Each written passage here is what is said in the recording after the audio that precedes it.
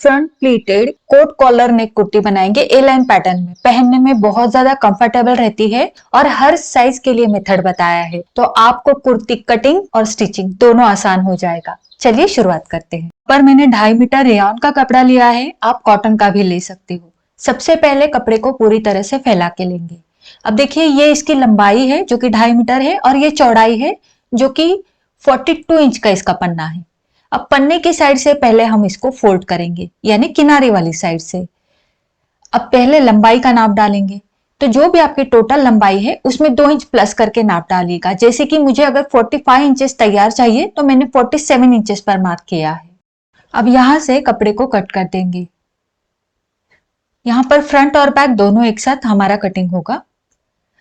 तो अब ये नीचे का जो बचा हुआ कपड़ा है उसको उसके ऊपर रख देना है और सेम लेंथ का फिर से कटिंग करना है, क्योंकि एक पैटर्न फ्रंट का होगा और एक बैक का होगा।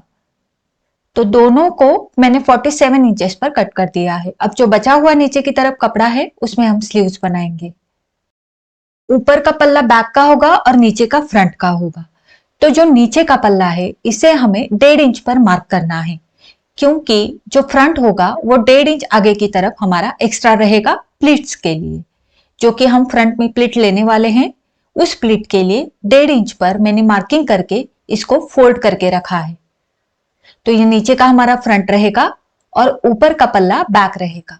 अब बैक पल्ले को जो हमने फोल्ड किया है नीचे का फ्रंट का पल्ला उसी के बराबर रखना है, ना आगे ना पीछे रखना है, बस जहां से फोल्ड है वहीं से उसको रखना है। तो ये रेडी हो गया। अब पहला नाप आता है शोल्डर का, जो कि बॉडी के ऊपर मेरे शोल्डर से 14.5 इंच, उसका आधा होता है 7.25 इंच। 7.25 इंच में 1/2 इंच सिलाई मार्जिन का मिलाया है और 7.25 इंच पर मैंने मार्क किया है। कौन से चेस्ट साइज में कितना शोल्डर ड्रॉप देना है ये स्क्रीन के ऊपर लिख दिया है। जैसे हमारा 34 इंच चेस्ट साइज है तो 1.5 इंच मैंने शोल्डर ड्रॉप लिया है। उसके बाद गले की चौड़ाई, तो चेस्ट साइज अनुसार गले की चौड़ाई कितनी रखनी है ये भी मैंने स्क्रीन के ऊपर लिख दिया है। तो 34 इंच चेस्ट के लिए गले की चौड़ाई रखी है 3 इंच। उसके बाद ये दोनों पॉइंट्स हमने जोड़ दिए। अब आर्महोल की लंबाई कितनी लेनी है, तो जो भी आपने शोल्डर का नाप डाला है, यहाँ पर शोल्डर का नाप मैंने डाला है 7.25 इंच पर। 7.25 इंच में से आधा इंच कम करके आर्महोल की लंबाई डाल दो। ये सभी साइजेस में मेथड होगा। तो मैंने आर्महोल की लंबाई रखी है 7.25 इंच और वहां पर चेस्ट लाइन बना दी। से यहाँ जितना भी है उसका सेंटर करेंगे, वहां पर टेप को रखेंगे और आपकी वेस्ट लेंथ हिप लेंथ का नाप डालेंगे। तो वेस्ट लेंथ हम ज्यादातर 14 या 15 इंच पर डालते हैं। हाइट अगर ज्यादा हो तो 15 इंच पर डालें। उसके बाद हिप लेंथ जो कि 21 इंच पर हम सभी साइजेस में डालते हैं। अब ये दोनों पॉइंट्स के हम लाइन बना देंगे। उसके बाद यहाँ पर चेस्ट का नाप आता है। तो चेस्ट 34 इंच है, चौथा भाग हुआ 8.5 इंच, उसमें 0.25 इंच का लूजिंग डालकर 9.25 इंच पर मार्क किया है। चेस्ट यहाँ पर हमारी 30 इंच है, चौथा भाग हुआ 7.5 इंच, उसमें 0.25 इंच का लूजिंग डालकर 8.25 इंच पर मार्क किया है। हिप साइज है हमारा बॉडी के ऊपर 38 इंच, चौथा भाग हुआ 9.5 इंच, उसमें 1 इंच का लूजिंग डालेंगे क्योंकि ये ए लाइन कुर्ती है। तो 10.5 इंच पर हिप का मार्क करके ये सारे पॉइंट जोड़ देंगे। अब वेस्ट की तरफ यहाँ पर हल्का सा इस तरह से कर्व बनाएंगे हाथ से और फिर जोड़ देंगे, क्योंकि यहाँ पर हमें पॉइंट नहीं बनाना। यहाँ नीचे की तरफ सभी साइजेस में आप 3 से 3.5 इंच रखिएगा और मार्क कर दीजिएगा और ये हिप का पॉइंट और नीचे का घेरे का पॉइंट दोनों जोड़ देंगे। यहाँ से घेरे की गोलाई देंगे इस तरह से। बाहर की तरफ आप अपने मर्जी अनुसार सिलाई मार्जिन कम या ज्यादा रख सकते हो, मैंने 1.25 इंच रखा है। ठीक है। अब नीचे की तरफ सभी साइजेस में आप 1/2 इंच सिलाई मार्जिन रखें, क्योंकि नीचे की तरफ ज्यादा मार्जिन रखने की आवश्यकता नहीं है और हिप वाले मार्जिन पॉइंट के साथ इसको जोड़ देंगे। अब जैसा मार्किंग किया है पहले मैं वैसा ही कटिंग करूंगी। तो यहाँ पर फ्रंट और बैक दोनों पैटर्न्स एक साथ मैंने कटिंग किए हैं। अब यहाँ पर आर्म होल का मार्किंग करेंगे। यहां से यहाँ जितना भी है उसका सेंटर पॉइंट करके मार्क करेंगे। यहां से 1/4 इंच से एक लाइन ज्यादा बाहर जाएंगे, मार्क करेंगे और बैक आर्म होल का शेप दे देंगे। हाथ से भी दे सकते हो या फिर आर्म होल कर्व से भी दे सकते हो, मैंने हाथ से ही दिया है। तो ये हो गया हमारा बैक आर्म होल। अब इसी के ऊपर से हम कटिंग करेंगे। फ्रंट और बैक का आर्म होल अलग अलग रहता है, तो इसीलिए पहले हम बैक आर्म होल से ही दोनों पैटर्न कट करेंगे, उसके बाद बैक को हटाकर फ्रंट का आर्म होल अलग से कट करेंगे। ठीक है। तो देखिए अब यहां पर थोड़ा फोकस करेंगे। तो यहां पर बैक का गला सभी साइजेस में 1 इंच नीचे रखेंगे और यहां पर इस तरह से मार्किंग करके गोलाई देंगे। यहां से आधा इंच का मार्जिन छोड़ते हुए गोलाई को टच किया है। अब बैक का गला कटिंग करने के लिए जो नीचे का पल्ला है वो फ्रंट का है, उसको हटा दिया है और सिर्फ बैक का पल्ला रखकर गले का कटिंग किया है, क्योंकि फ्रंट का गला भी अलग से रहेगा। अब उसके बाद इस बैक पल्ले को हम हटाएंगे। पहले यहाँ पर बी लिख देती हूँ ताकि आपको समझ में आ जाए। ये हमारा बैक पल्ला है। अब फ्रंट को ऊपर की तरफ लेंगे। तो देखिए बैक और फ्रंट अब तक हमारा कटिंग करते टाइम दोनों सेम थे, ठीक है। यहाँ पर जो 1.5 इंच फोल्ड किया है वो वैसा ही रखा है। अब बैक को हटा देंगे क्योंकि फ्रंट को हमें कटिंग करना है। इस फोल्ड को वैसे ही रखना है, अभी नहीं हटाना। यहाँ पर हम 1 इंच अंदर की तरफ जाएंगे सभी साइजेस में। यहां से भी 1 इंच अंदर की तरफ जाएंगे और यहाँ पर आप हाथ से शेप दे सकते हो। बहुत सारे लोगों के कमेंट्स आए थे कि आर्म होल कर्व नहीं है उनके पास, इसीलिए मैं हाथ से शेप बता रही हूँ। ऊपर से भी हमें सभी साइजेस में 1 इंच नीचे आना है। यहां से 1 इंच नीचे आना है और गले की साइड से 1.25 इंच नीचे आना है सभी साइजेस में, चाहे आपका कोई भी साइज हो। गले की साइड से 1.25 इंच और आर्म होल की साइड से 1 इंच नीचे आकर लाइन बना देनी है। अब बैक की जितनी शोल्डर पट्टी है उतनी ही फ्रंट की रखनी होगी, तो दोनों को इस तरह से रखते हुए यहां पर हम मार्क करेंगे और जहां पर भी मार्क आया है वहां से हम फ्रंट के गले का शेप देंगे, ठीक। तो पहले मैं ये कट कर देती हूं ताकि कोई कंफ्यूजन ना रहे। ऊपर का हिस्सा कट कर दिया और जो आर्म होल की साइड है वो भी हम कट कर देंगे। अब हम गले का नाप डालेंगे फ्रंट के। तो फ्रंट के गले के लिए नाप डालने के लिए जो 1.5 इंच फोल्ड करके रखा था उसको निकाल दिया है, ठीक है। अब जो फ्रंट का गला है वो उसकी लंबाई कितनी रखनी है तो वो भी मैंने स्क्रीन के ऊपर लिख दिया है। तो हमारा जो चेस्ट साइज है वो 34 इंच है, तो उस हिसाब से 3.5 इंच गले की लंबाई आएगी। तो मैंने 3.5 इंच पर सभी साइजेस में 1 इंच तिरछा रखना है। कोई भी साइज हो 1 इंच तिरछा रखकर कॉलर के लिए गोलाई देनी है। तो ये हो गया कॉलर का गला। अब यहां पर नीचे की तरफ हमें 6 से 8 इंच तक जाना है। जितना आपको डीप चाहिए उस हिसाब से आप रखो। 6 इंच से लेके 8 इंच तक आप कहीं पर भी मार्क कर सकते हो। मैंने 8 इंच रखा है। वहां से इसको तिरछे में जोड़ देंगे। अब हम फ्यूजिंग पेपर लेंगे। तो फ्यूजिंग पेपर की लंबाई मैंने 10 इंच रखी है और चौड़ाई 5.5 इंच रखी है। इस फ्यूजिंग पेपर को फोल्ड किया हुआ है और इसको नीचे की तरफ रख दिया है। एकदम बराबर से रखना है, कपड़े के बराबर से रखना है। उसके ऊपर 1-2 पिंस लगा दीजिएगा। जैसा हमने गले का मार्किंग किया हुआ है वैसा कटिंग करना है, ताकि कुर्ती के ऊपर भी और फ्यूजिंग पेपर के ऊपर भी एक साथ गले का कटिंग हो। तो जैसा मार्किंग कर दिया था वैसा मैंने यहाँ पर कटिंग कर दिया है। ओके, तो यहाँ पर फ्रंट के गले का भी कटिंग हो गया। अब जो बैक है उसको मैंने ऊपर ओढ़ लिया है और इसको मैं पूरी तरह से खोल दूंगी। अब देखिए यहां पर इस तरह से बैक और फ्रंट दोनों का हमारा कटिंग हो चुका है, ठीक है। अब यहां पर जो बैक है उसको मैं हटा दूंगी और जो फ्रंट है उसका आर्म होल हमें नापना है। तो ऊपर की तरफ शोल्डर की सिलाई छोड़कर और जहां से स्लीव्स हम जोड़ते हैं वो सिलाई का मार्किंग करके मैंने नापा है आर्म होल, तो 8 इंच आया है। अब सेम हमें बैक का भी नापना है, तो यहाँ पर मैं फ्रंट का 8 इंच लिख देती हूँ क्योंकि स्लीव्स कटिंग करते टाइम हमें इसका यूज होगा। अब बैक का भी सेम मार्किंग मैंने किया है और बैक का भी मैंने नापा है आर्म होल, तो वो 8.25 इंच आया है। बैक का आर्म होल 1/4 इंच आपका ज्यादा आ सकता है या फिर दोनों सेम भी आ सकते हैं। तो फ्रंट का 8 और बैक का 8.25 दोनों मिलके 16.25 इंच हो गया। तो स्लीव्स कटिंग करते टाइम हम जो आर्म होल पकड़ेंगे वो 16.25 इंच पकड़ेंगे, ठीक है। अब बैक को मैंने साइड में रख दिया है और जो फ्रंट का फ्यूजिंग पेपर है उसको ऊपर की तरफ निकाल दिया है, तो ये कुछ इस तरह से दिखेगा।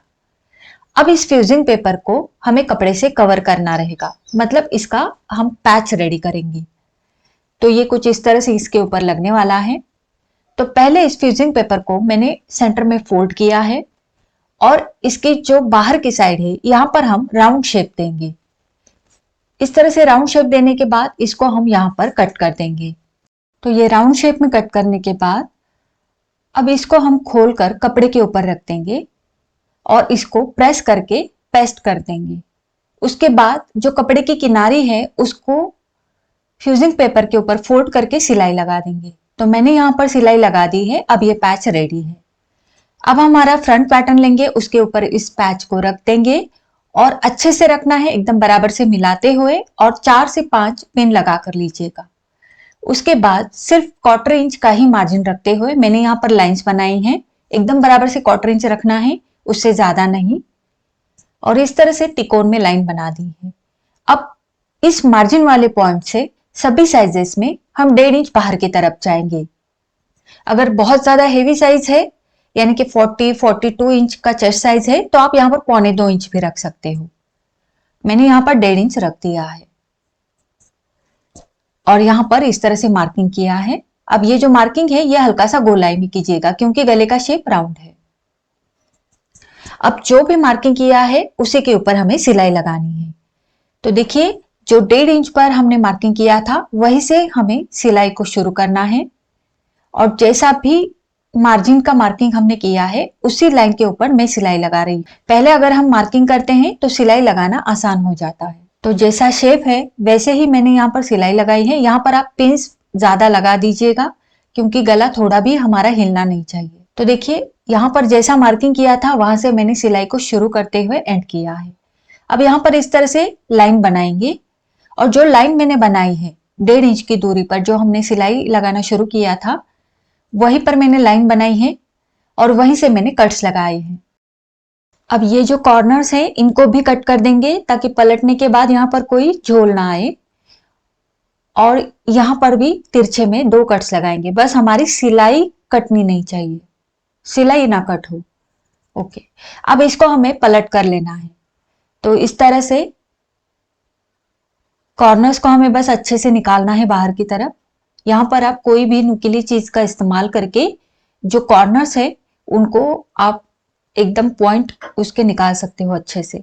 तो यहाँ पर मैं पेंसिल का यूज करके ये जो कॉर्नर्स है इनको अच्छे से, इनके पॉइंट बाहर निकाल दूंगी। तो दोनों पॉइंट्स अच्छे से बाहर निकालने हैं। ओके, तो ये हो गया। अब देखो, जो ऊपर की तरफ का हिस्सा है, कट के ऊपर के हिस्सा, उसको अच्छे से मिलाते हुए यहाँ पर हमें राउंड में सिलाई लगा देनी है, क्योंकि यहाँ पर अब हमारी कॉलर अटैच होगी। तो बस किनारे से हमें सिलाई लगानी है, ताकि फ्यूजिंग पेपर और कुर्ती का जो गला है वो दोनों एक दूसरे के ऊपर अच्छे से अटैच हो जाए। सिलाई लगने के बाद ये कुछ इस तरह से दिखेगा। ठीक है, अब हम यहाँ पर उल्टी साइड से देखेंगे। तो उल्टी साइड से यहाँ पर ये जो फ्यूजिंग पेपर का पैच है, यहाँ पर मैंने पिंस लगा दिए हैं। आप बाद में वहां पर तुरपाई भी कर सकते हो या फिर राउंड में सिलाई भी लगा सकते हो। तो यहाँ पर मैंने बैक और फ्रंट दोनों को एक दूसरे के ऊपर रखते हुए शोल्डर्स अटैच कर दिए हैं। यहाँ पर आप शोल्डर्स के ऊपर डबल स्टिच कर दीजिएगा। शोल्डर्स हमारे अटैच हो चुके हैं, और अब हमें कॉलर के लिए गला नापना है। तो उसके लिए एकदम बराबर से सेंटर में फोल्ड करके लेना है। आप चाहो तो 1-2 पिंस लगा कर ले, ताकि गला ना हिले। और इसको अच्छे से मिलाते हुए यहाँ पर जहां से हमारी कॉलर की सिलाई आएगी वो हम राउंड में मार्किंग कर देंगे। तो 1/4 इंच का सिलाई मार्जिन लेते हुए यहाँ पर मैंने मार्क कर दिया है, और यहाँ पर इस तरह से टेप को रखते हुए अच्छे से हमें गले की गोलाई नापनी है। तो यहाँ पर ये मेरी गले की गोलाई यानी कॉलर का नाप आ रहा है 7.5 इंच। ठीक है, तो हमारा कॉलर का मेजरमेंट रहेगा 7.5 इंच। यहाँ पर हमारी राउंड में कॉलर अटैच होने वाली है। अब हम कॉलर का कटिंग करेंगे। तो कॉलर का कटिंग करने के लिए मैंने यहाँ पर फ्यूजिंग पेपर को फोल्ड करके रखा है। जो भी हमारा चेस्ट साइज है वो लिख दीजिएगा और उसके बीच में एक पॉइंट दीजिएगा।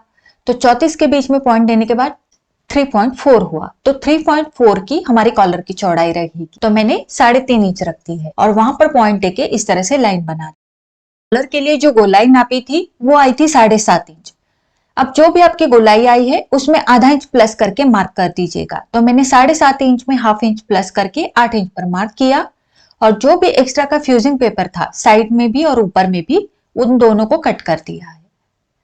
अब यहां से आधा इंच नीचे आएंगे सभी साइजेस में, और इस तरह से यहां पर हमें हल्का सा कर्व देना है। तो ये कॉलर की ऊपर की साइड रहेगी। उसके बाद यहां से यहां जितना भी है उसका सेंटर पॉइंट करके मार्क करेंगे, और यहां पर भी जितना भी है उसका सेंटर पॉइंट करेंगे, और दोनों पॉइंट्स इस तरह से राउंड में जोड़ देंगे। ये होगी हमारी कॉलर की नीचे की यानी गले वाली साइड। अब देखिए, गले वाली साइड में हमारा गला आया था 7.5 इंच। तो बराबर से फिर से एक बार 7.5 इंच पकड़कर मार्क करेंगे, और वहां पर पॉइंट लगा देंगे और उस पॉइंट को ऊपर के कॉर्नर तक जोड़ देंगे। तो ये हमारी नेक को जुड़ने वाली साइड रहेगी, ठीक है, गले को जुड़ने वाली साइड रहेगी। तो यहाँ पर इसलिए मैंने नेक लिख दिया है और बिल्कुल जैसा है मार्किंग वैसा हम कटिंग कर देंगे। तो ये हमारा कॉलर का कटिंग हो चुका है। अब इस पिन को मैं निकाल दूंगी और ये कुछ इस तरह से दिखेगी। अब इस कॉलर को हम कपड़े के ऊपर पेस्ट करेंगे, तो इसीलिए मैंने दो सेम साइज के कपड़े के दो पीसेस लिए हैं। इसकी लंबाई और चौड़ाई कॉलर से ज्यादा होनी चाहिए, जैसे आप देख पा रहे हो। उसमें से एक पीस के ऊपर मैंने कॉलर को पेस्ट कर दिया है गरम इस्त्री से, और फिर यहां पर जो नेक वाली साइड है वहां से इसको आधा इंच का मार्जिन छोड़ते हुए कट कर दिया है। अब उस कपड़े को कॉलर के ऊपर फोल्ड करके अच्छे से हम प्रेस करके लेंगे। ज्यादा मार्जिन नहीं छोड़ना है, 1/4 इंच का छोड़ेंगे तो भी चलेगा। अब मैंने सेम दूसरा पीस लिया है, उसके ऊपर इसको रखकर पिन लगा दी है। अब यहां पर हमें स्टिच करना है, तो स्टिच कैसे करना है, साइड से हम शुरू करेंगे और सिलाई जो है फ्यूजिंग पेपर को एकदम टच करते हुए मैं ले रही हूं, पर सिलाई मेरी फ्यूजिंग पेपर के ऊपर नहीं जाएगी, एकदम किनारे से मैं सिलाई लगा रही हूं। तो दोनों साइड और ऊपर की तरफ से मैंने सिलाई लगा दी है। अब यहां ऊपर की तरफ जो एक्स्ट्रा का कपड़ा था उसको मैंने कट कर दिया और साइड से भी एक्स्ट्रा का कपड़ा कट कर दिया, बस मार्जिन छोड़ दिया है और कॉर्नर्स को निकाल दिया है। अब इसको हम पलट कर लेंगे। तो यहां पर बस पलटने से पहले ऊपर की तरफ छोटे छोटे कट्स लगा देने हैं ताकि पलटने के बाद कॉलर में कोई झोल ना आए। अब इसको हम पलट देंगे। पलटने के बाद इसके जो पॉइंट्स है कॉलर के दोनों साइड के, उसको भी कोई भी नुकीली चीज से उस पॉइंट्स को आप अच्छे से बाहर की तरफ निकाल दीजिएगा। यहां पर मैंने कैंची का इस्तेमाल किया है, लेकिन कैंची का इस्तेमाल जरा संभल कर कीजिएगा, कपड़ा फट भी सकता है। ओके, अब फिर से एक बार इसको मैं अच्छे से प्रेस करके लूंगी, क्योंकि जो मार्जिन है साइड का वो अंदर की तरफ फोल्ड करके मैंने इसको प्रेस करके लिया है। अब नीचे की तरफ हमें जितनी मार्जिन की आवश्यकता है उतना छोड़ते हुए हम कट करेंगे। तो यहां पर पहले मैं चौक से मार्क करूंगी। 1/4 इंच का सिलाई मार्जिन छोड़ सकते हो आप, या फिर 1/4 इंच के ऊपर एक लाइन जितना मार्जिन छोड़कर भी यहां पर आप कट कर सकते हो। तो इस तरह से मैंने मार्जिन छोड़ते हुए कट कर दिया है। अब ये कॉलर अटैच करने के लिए रेडी है। उसके पहले कॉलर का हम सेंटर निकालेंगे और मार्क करेंगे। अब हम हमारी कुर्ती लेंगे जो कि हमने शोल्डर्स अटैच करके रखी हुई थी। इसको भी हमें सेंटर में फोल्ड करना है, गले को अच्छे से मिला के रखना है और यहां पर एक सेंटर नॉच देना है जो कि बैक साइड में आएगा। अब इसको फिर से रख देंगे। अब यहां पर बैक साइड में जो सेंटर नॉच है वो वाला पॉइंट और कॉलर का जो सेंटर पॉइंट है, इन दोनों को अच्छे से मिलाना है। आप देख सकते हो मैंने किस तरह से इसको रखा है और यहां पर एक पिन लगा देंगे। पिन लगाने के बाद यहां पर मार्जिन का मार्किंग किया है मैंने, ताकि आपको अच्छे से समझ में आ जाए, और उसी के ऊपर इसको कॉलर को मिलाते हुए रखेंगे। तो ये बराबर से कॉलर यहां पर आपकी मैच हो जाएगी अगर आपने परफेक्ट तरीके से मेजरमेंट लेके कॉलर को कट किया है तो दोनों साइड में मैंने इसको मिला के रखा है और पिन लगा दी है। अब आप यहां पर एक साइड से होते हुए दूसरे साइड तक भी सिलाई लगा सकते हो, या फिर यहां पर मैंने दूसरा तरीका यूज किया है सिलाई लगाने का, वो भी आप देख सकते हो। तो देखिए मशीन के ऊपर हम आ गए हैं। अब मैं एक किनारे से होते हुए सेंटर तक सिलाई लगाऊंगी, ठीक है। तो यहां पर आप देख सकते हो इस किनारे से मैंने सिलाई लगाना शुरू किया है। एकदम परफेक्टली मैच करते हुए आपको 1/4 इंच का सिलाई मार्जिन लेते हुए सिलाई लगानी है। तो इस तरीके से ना ही आपको यहां पर कॉलर को खींचना है और ना ही कुर्ती के गले को, दोनों को ढीले हाथ रखते हुए आप सिलाई लगा सकते हो। तो यहां पर मैं सेंटर तक आ चुकी हूं और यहां पर मैं सिलाई को स्टॉप कर दूंगी, ठीक है। अब देखिए आप सेंटर से यहां तक भी सिलाई लगा सकते हो, लेकिन मैं यहां पर फिर से एक बार दूसरे किनारे से होते हुए सेंटर तक जाऊंगी। ऐसा इसलिए करना है, अगर थोड़ा बहुत कोई भी कॉलर या फिर गला अगर थोड़ा बहुत कम ज्यादा होता भी है तो यहां पर पीछे की तरफ आपका एडजस्ट हो जाएगा, ठीक है। तो यहां पर देखिए किनारे से होते हुए मैंने सेंटर तक सिलाई लगा दी है। यहां पर मेरा कोई झोल वगैरह नहीं आया है क्योंकि कॉलर हमारी परफेक्ट कटिंग हो चुकी थी। तो ये सिलाई लगने के बाद अब कॉलर को हम इस तरह से रखेंगे और उल्टी साइड से, यानी कि अब ये वाली सिलाई उल्टी साइड से लगेगी। तो इस तरह से मार्जिन को पूरी तरह से अंदर की तरफ डालना है कॉलर के अंदर, और यहां पर एकदम किनारे से हमें सिलाई लगानी है। तो ये वाली सिलाई एकदम किनारे से लगेगी। यहां पर भी हमें ना ही कॉलर को खींचना है और ना ही गले को, क्योंकि अगर कोई भी हम खिंचाव यहां पर आ जाता है तो यहां पर हल्का सा झोल आने की संभावना रहेगी। तो हमें कोई भी पैटर्न नहीं खींचना है, बिल्कुल ढीले हाथ से एकदम किनारे से हम सिलाई लगाएंगे। तो ये किनारे में मैंने सिलाई लगा दी है। यहाँ पर सिलाई को लॉक करेंगे और धागे को तोड़ देंगे। तो कॉलर हमारे अटैच हो चुकी है और ये कुछ इस तरह से दिखेगी। ठीक है, अब इस कॉलर को मैं इस तरह से फोल्ड करके आपको दिखाती हूँ, इसका लुक कैसे लगेगा। बहुत ही सुंदर इसका लुक आया है। और ये जो है इसको इस तरह से फोल्ड करना है। अब ये जो गैप आपको दिख रहा है, यहाँ पर हमारी प्लिट आने वाली है। तो प्लिट को कैसे लेना है, तो देखिए इसको मैंने खोल दिया है और फ्रंट पैटर्न को इस तरह से हमारी प्लिट आएगी। तो इस प्लिट को हम उल्टी साइड से लेंगे। उल्टी साइड से प्लिट को लेने के लिए देखिए फ्रंट को अच्छे से मैंने बीचों बीच फोल्ड करके रखा है। एकदम बराबर से बीचों बीच फोल्ड करके आपको मिला के रखना है और एकदम गले को सीधा रखना है। तिरछा वगैरह बिल्कुल भी नहीं रखना, वरना यहाँ पर झोला आ सकता है। और बस यहाँ पर 1.5 इंच तक, 1 से 1.5 इंच तक सिलाई को लगाना है। तो ये हमारी प्लेट बन गई। अब देखिए ये प्लेट इस तरह से बनी है, 1.5 इंच तक ही सिलाई लगाई है, बाकी का हिस्सा खुला ही रहेगा। अब इसको इस तरह से इस साइड में मैंने फोल्ड किया है और फोल्ड करने के बाद यहां पर मैं रेक्टेंगल शेप में एक सिलाई लगाऊंगी। तो बस यहां से हम शुरू करेंगे, किनारे से सिलाई लगाई है। 1 से 1.5 इंच तक आप इस सिलाई को लेके जाएंगे, फिर 1/4 इंच नीचे आएंगे और फिर से इसको 1.5 इंच तक लेके जाएंगे। इस तरह से आपको रेक्टेंगल शेप में ये सिलाई लगानी है, ताकि जो प्लिट है वो एक साइड में बने रहे और कुछ प्लैकेट जैसा लुक रहेगा। तो ये उल्टी साइड है, इस तरह से सिलाई लगी है। अब सीधी साइड से मैं आपको दिखाऊंगी, ये कुछ प्लैकेट की तरह इसका लुक भी रहेगा और हमारी प्लिट भी बनी रहेगी। तो ये देखिए ये कुछ इस तरह से इसका लुक रहेगा। तो इस कॉलर को अच्छे से बिठाने के लिए इसको इस तरह से हम फोल्ड करके लेंगे और यहां पर बाद में हम प्रेस करके लेंगे। तो पूरी कुर्ती रेडी हो जाने के बाद आप प्रेस करके इसको इस तरह से बिठा सकते हो। ओके, तो ये कुर्ती का पैटर्न, कॉलर का पैटर्न हमारा रेडी है। अब हम यहाँ पर स्लीव्स अटैच करेंगे, तो उसके लिए पहले हम स्लीव्स कटिंग करेंगे। यहाँ पर आप सिंपल स्लीव्स भी कटिंग कर सकते हो। यहाँ पर मैं पफ स्लीव्स आपको दिखा रही हूँ। तो पफ स्लीव्स के लिए मैंने 3.5 इंच पर मार्क किया है और वहां से सीधी लाइन बना दी है। तो ये हमारी फोल्ड वाली साइड की तरफ से 3.5 इंच पर मैंने फोल्ड किया है। एल्बो लेंथ तक का मार्क किया है। उसके बाद आधा इंच ऊपर की तरफ एक्स्ट्रा रखेंगे। नीचे की तरफ 4.25 इंच पर कैप हाइट का मार्किंग किया है। कैप हाइट का मार्किंग चेस्ट का 8वां भाग। उसके बाद हमारा आर्म होल राउंड कितना आया था, फ्रंट का 8 और बैक का 8.25, दोनों मिलके 16.25 इंच। 16.25 इंच का आधा किया, तो यहाँ पर 8.1 पर तिरछे में मार्क किया है और यहाँ पर फ्रंट और बैक का शेप दे देंगे। तो जो भी हमारा नॉर्मल स्लीव्स का मार्किंग रहता है, ड्राफ्टिंग रहता है, सेम ड्राफ्टिंग किया है और ऊपर से सीधी लाइन जोड़नी है।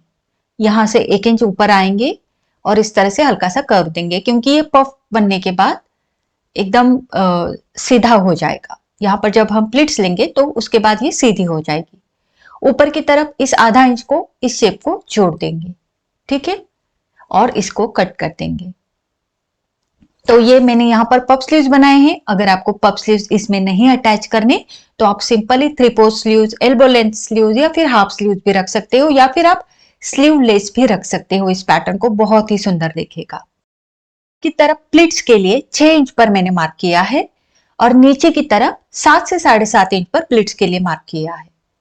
तो इस तरह से दोनों तरफ हम नॉचेस लगाकर लेंगे, ताकि हमें पता चले हमें प्लिट्स को लेना कहां से शुरू करना है। तो यहाँ पर देखिए, यहाँ पर मैंने नॉचेस लिए थे। तो एक नॉच की तरफ से मैंने छोटे छोटे प्लिट्स बनाना शुरू किया है। दूसरी तरफ लेके जाएंगे इसको, दूसरे नॉच तक। तो ये ऊपर के प्लेट्स हमारे यहाँ पर बन जाएंगे। तो ये ऊपर के प्लेट्स बनने के बाद अब हम नीचे के प्लेट्स बनाएंगे। तो नीचे के प्लेट्स भी एक नॉच से होते हुए दूसरे नॉच तक लेने हैं। यहाँ पर मैं बहुत ही छोटे छोटे प्लिट्स ले रही हूँ। तो पफ स्लीव्स की लंबाई कितनी रखनी है हमें, जितनी बॉडी के ऊपर आपकी एल्बो लेंथ की लंबाई आई थी उतनी ही 12 इंच मैंने रखी थी कटिंग करते टाइम। अब इसके नीचे एक पट्टी भी लगेगी, ठीक है। तो ये जो पट्टी है ये 3.5 इंच चौड़ी रखी है। इसको उल्टी साइड से मैं सिलाई लगाऊंगी। यहाँ पर आधा इंच का मार्जिन पकड़ते हुए हमें सिलाई लगानी है और फिर इसको पलटकर हम फोल्ड करेंगे। तो यहाँ पर ये स्लीव्स में हमारे कफ लगेंगे। इसको मैंने फोल्ड कर दिया है इसके ऊपर और यहाँ से मैं किनारे से सिलाई लगाऊंगी। अब ये स्लीव की रेडी लंबाई 12 इंच होगी। एकदम अटैच हो जाने के बाद रेडी लंबाई 12 इंच होगी और विथ कफ जो हमने लगाए हैं उसके साथ में बोल रही हूँ, ठीक है। तो यहाँ पर इसी तरीके से दूसरे स्लीव में मैं रेडी करूंगी। तो दोनों स्लीव हमारे रेडी है और फ्रंट को फ्रंट और बैक को बैक हम जोड़ेंगे, ठीक है। यहाँ पर अगर ज्यादा हो रही है स्लीव तो आप एक्स्ट्रा प्लेट लीजिएगा, कम पड़ रही है तो प्लेट को निकाल दीजिएगा। दोनों तरफ में स्लीव्स को अटैच करके लूंगी। तो मैंने स्लीव्स अटैच कर लिए हैं। अब हम इसकी फिटिंग करेंगे। फिटिंग के लिए फ्रंट और बैक दोनों एक दूसरे के ऊपर बराबर से मिलाते हुए रखना है। तो यहाँ पर बराबर से मेरा मतलब है ये जो आर्म होल की सिलाई है फ्रंट और बैक दोनों मिलने चाहिए, ठीक है। स्लीव्स अच्छे से मिलाने हैं और फिर यहाँ से जितना भी मार्जिन लिया है उतना पकड़ते हुए आपको नीचे तक सिलाई लगानी है, सिर्फ इस साइड में भी। तो दोनों तरफ मैंने फिटिंग कर दी है। फिटिंग करने के बाद नीचे की तरफ मैंने इसको क्वार्टर इंच डबल फोल्ड करके राउंड में सिलाई भी लगा दी है। बॉटम फोल्ड करके लेना है आपको और इसका लुक कुछ इस तरह से रहेगा। बहुत ही सुंदर और प्यारी लग रही थी। एज अ वन पीस भी आप इसको पहन सकते हो वेस्ट में बेल्ट लगाकर, बहुत ही अच्छा लुक आएगा। कुर्ती की तरह भी आप इसको पहन सकते हो। तो आई होप आज का ये ट्यूटोरियल आपको पसंद आया होगा। अगर कोई डाउट्स रह जाते हैं तो आप मुझे कमेंट बॉक्स में पूछ सकते हो। वीडियो कैसा लगा वो भी जरूर बताना। अच्छा लगा है तो लाइक करना, शेयर करना और चैनल को सब्सक्राइब करना। मिलते हैं हमारे अगले वीडियो में ऐसे इंटरेस्टिंग टॉपिक के साथ। धन्यवाद।